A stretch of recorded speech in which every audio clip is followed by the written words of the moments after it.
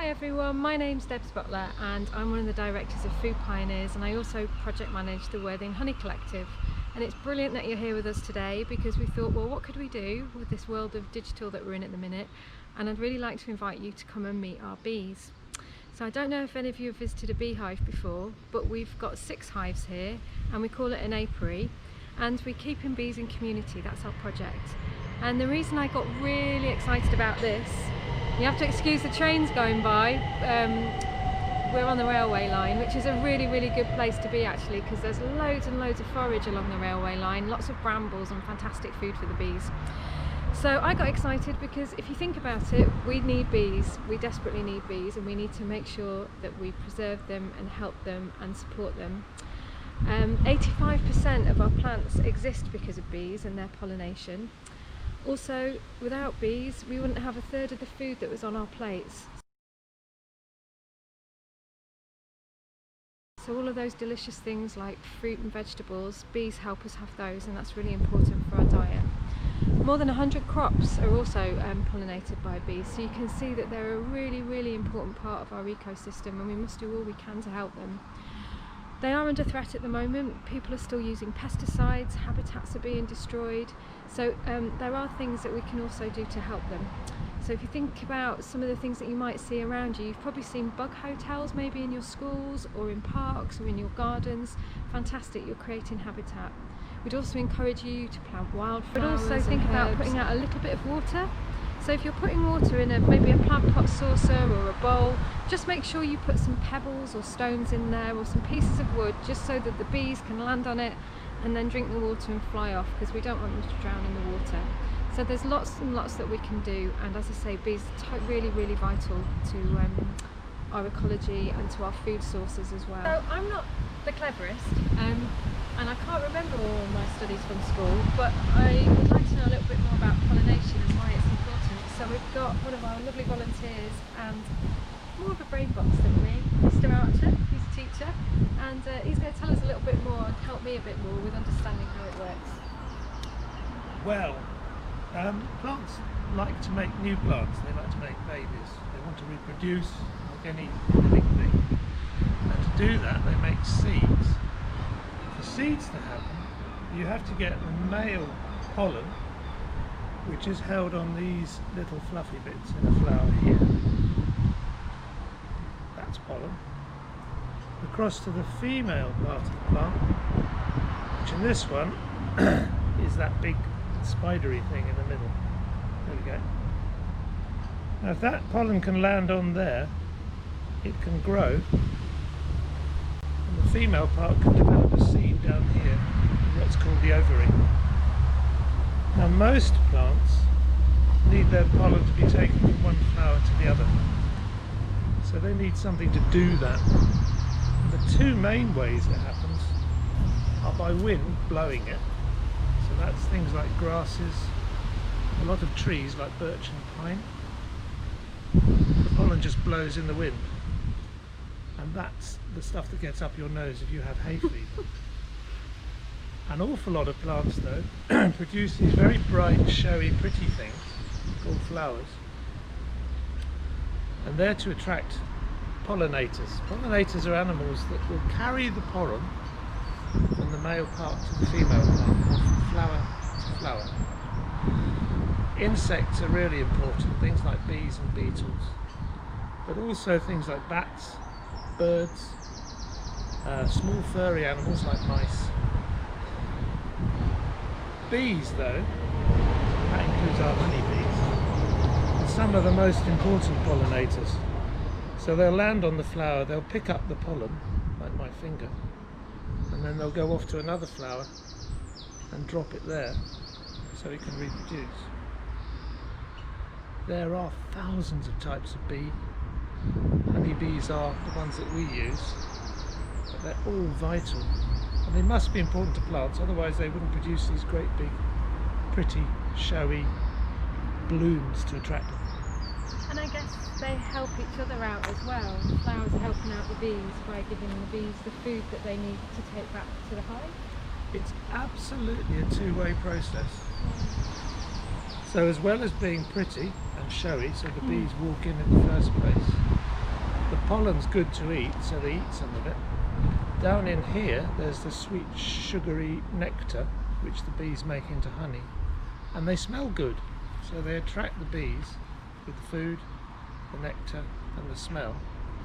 Bees get honey and pollen, and the flowers get pollinated, so they get reproduction arranged for them. Awesome.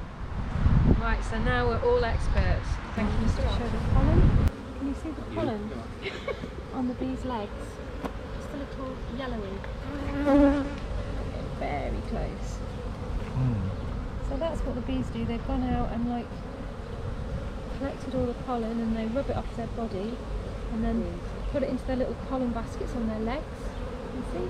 And then they bring it back to the hive, and every flower has a different colour.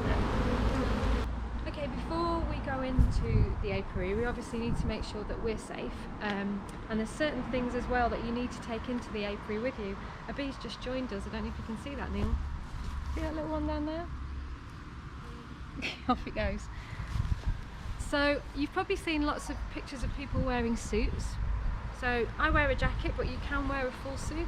And as you can see, it's got a little bit of mesh on to see out, and then the rest of you is going to be kept safe. Bees don't want to sting you. Bees sting you as a last resort. You probably know that if a bee stings, it will die. So it's only doing it to protect itself and to protect the colony.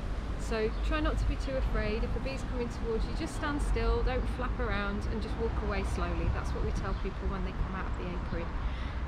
So yeah, we need to make sure we're covered up on our arms and make sure our ankles are covered too. You don't want a bee going up your trouser leg, which has happened. We use gloves. So we've got the beekeeper's proper gloves, or a good thick pair of marigolds, just to make sure, because you're handling the bees and they're very close to your hands and you don't want them stinging your hands. What else have I got in here? Water. So when we go into the hive, you'll see that there's a lot of bees that are flying around. So just so you know, during winter you might have about 2,000 bees, and then as the colony builds, so if you imagine a curve like this, and winter here and then going up into summer, you might have around 50 to 60,000 bees in there. Now we usually go in the daytime because it means that a lot of the bees, a lot of those 60,000 bees, will be out foraging and getting food. So a good way of keeping the bees in the hive and not flying all around you so you can see what you're doing is to spray them with a little bit of water. It doesn't do them any harm, it just helps them stay in the hive and they can't fly away as quickly, and then they'll just go down, out of the way. And we use a smoker because bees would usually be living very high up, so when they're in their natural habitat they'd be up in the trees if they're not in a hive. The reason they stay up high is to obviously make sure that there aren't predators who want to come and eat their honey, and they're a bit safer up there. So again, if you think of countries where there are bears, think of Winnie the Pooh eating his honey. So the smoke, when you light the smoker, which we'll show you, and then you puff it onto the top, bees will know when you're coming, and when they know that you're coming to inspect, they might want to let other people know. They might start getting a bit nervous, so they give out a scent, a pheromone from the Nabokov gland on their bottoms, which they point up in the air in the hive entrance. So what we try to do is mask that by putting some smoke in so that the other bees can't smell that smell, and they'll become less agitated. Also, if you imagine, if a bee smells smoke, if it was in a tree, it would be quite worried because the tree might be burning down. So this kind of reminds them of that. They must have that memory of that happening that's been handed down through their DNA. And what will happen is the bees will go down into the hive and they'll start to eat a little bit of honey just in case they have to leave. So it just means that they're occupied.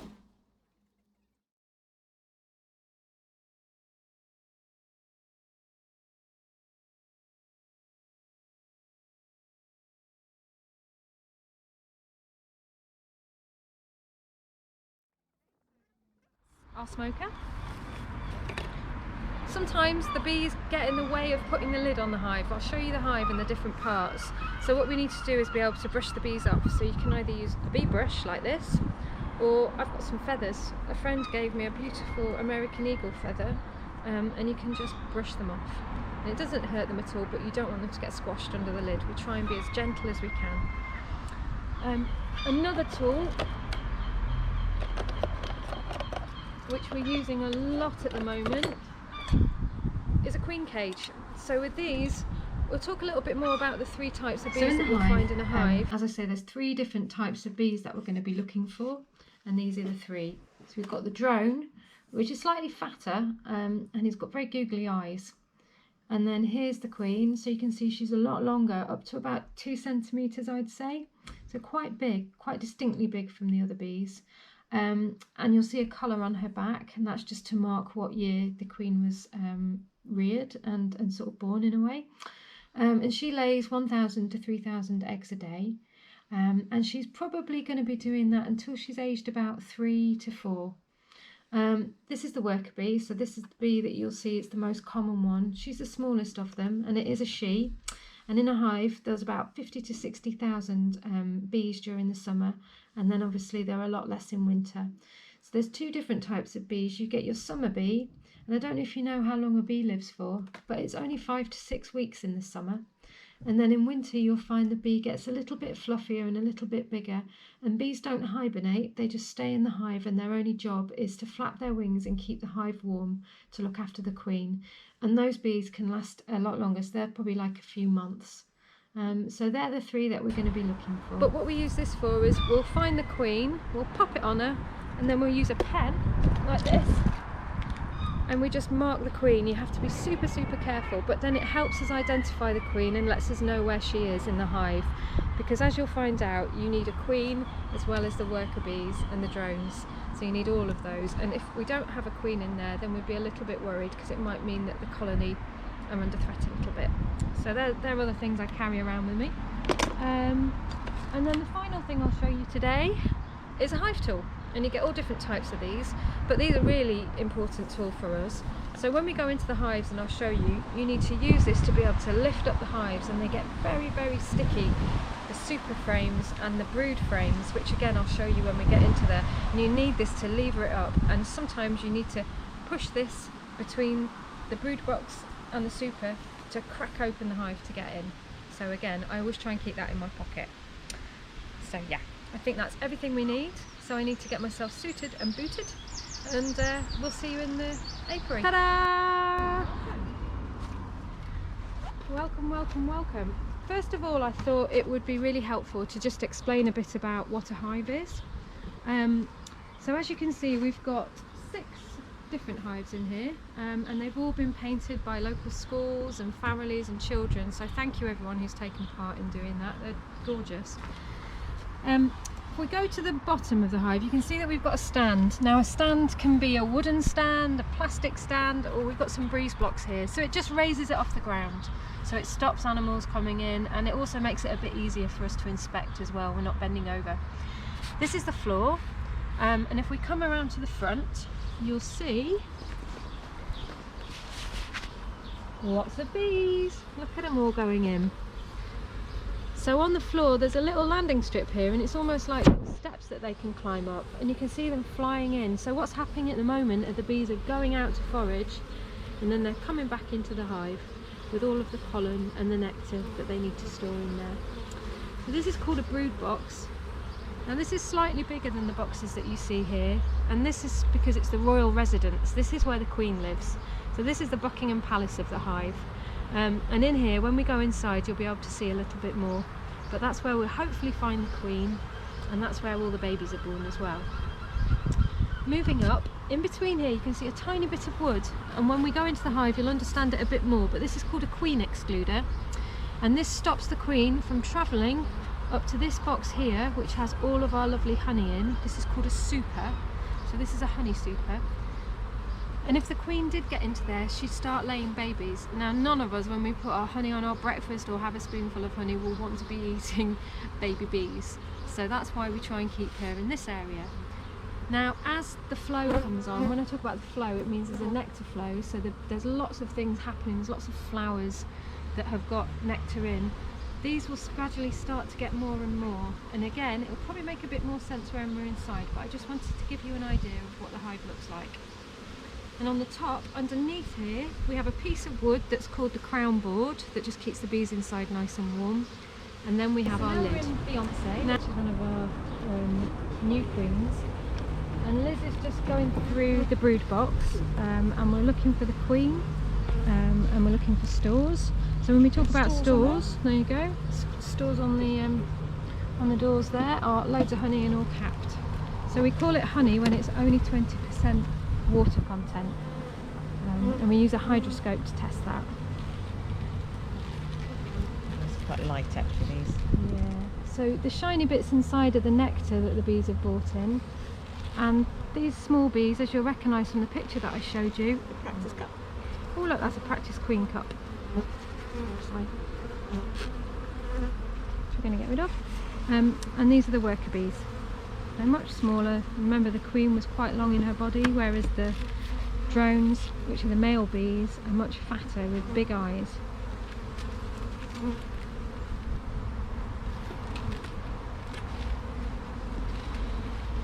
Very light as well. There's lots of larvae, if you can see in there, Neil. We just tip that up. Can you see the white? So that's the larvae, which will turn into bees. What colour is the queen in here? I think she's blue. So again, just sporadic stools Yeah. and brood. Some drones.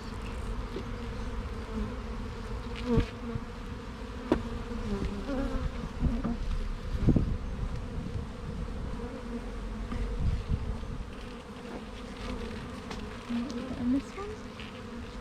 So again, this is the brood, so you can see it's a biscuity colour, and in there are the baby bees that will hatch out. If we're lucky, we might get to see one, but I don't think so on there.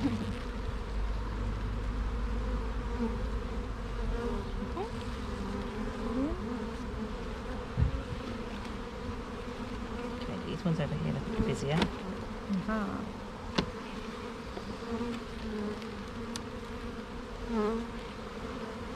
We can hear all the bees buzzing around us. If we just look up, you know, with the camera, you'll be able to see all the bees coming back.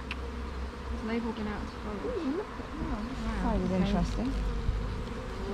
We've Built definitely their got- own cone because there's it's a shorter frame. Yeah. So they've built the cone down to fill the gap. And then this is a little bit lighter than the other one, so we know that it's a bit newer. So it might be that the queen could be on this one.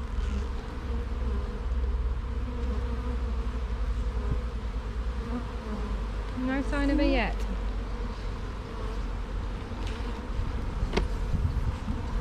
Just trying to think of a Beyonce song. Maybe encourage her out. Don't know any. All the single ladies, that's all I Oh, know. the single lady. And if you were here with us, oh my goodness, it smells warm and it smells sweet of honey. These are quite heavy as well. These ones aren't them. There's lots of larvae in there. It's a drone comb. There's still no queen in there. That I can see anyway. Nope. There's a drone right there. Walking around in the big googly one there.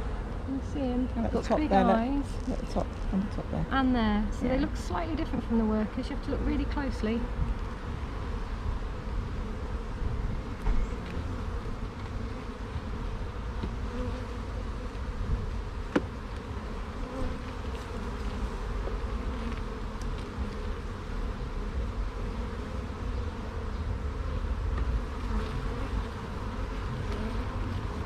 Oh, they're not too feisty, Debbie. I thought they were going to be really cross. Oh, Buddha's out. See her? I still can't see her. No. You can see some bees with some pollen on their legs coming in. And then the pollen is used to feed the new bees. Call it brood food. Wow, we're not doing very well, are we, today? So when we were looking at all the different types of bees, we talked about the drones and the workers, and as you can see, here you go, this is Queen Victoria. So she's laying about 1,000 to 3,000 eggs a day, and the hive is incredibly full at the moment. We're looking at about 50 to 60,000 bees. So yeah, she's doing a fantastic job.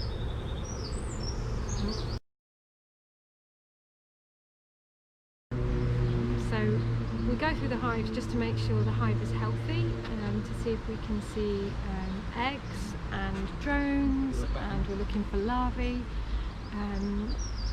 Yeah, and so we make sure that we go through the supers first, then through the brood, and then we have to put the hive back together, which Liz is doing now. So we're starting to put all the frames back in, and then we'll put the queen excluder on the top. And as I was saying to you, the queen excluder just has enough space to let all the bees come through to make their honey and put their nectar in, and it doesn't let the queen through, so the queen will stay in the bottom. So this is a queen excluder. So we've been inside a beehive, and you've seen all the different types of bees, and you know all about pollination now and how important the bees are. But here is the bonus. So everyone knows what this is, I hope. This is honey. And this is one of the frames that came out of the beehive and won a competition for us last year. And this is all the wax on top of the honey that's inside. So it's all the nectar that the bees collected. They've flapped their wings, they've taken the water out, and it's 20% water in there, which means that it's honey. And then we spin it out. So we have a big drum, and we put these frames inside and spin it around really fast so the honey hits the side and then drops down, and we collect it out of a tap. And then we get some delicious honey. So thank you for all being amazing beekeepers, and hopefully at some point you'll be able to come down and visit us at the hive. And thank you for your time, and hope to see you again. I'm going to buzz off.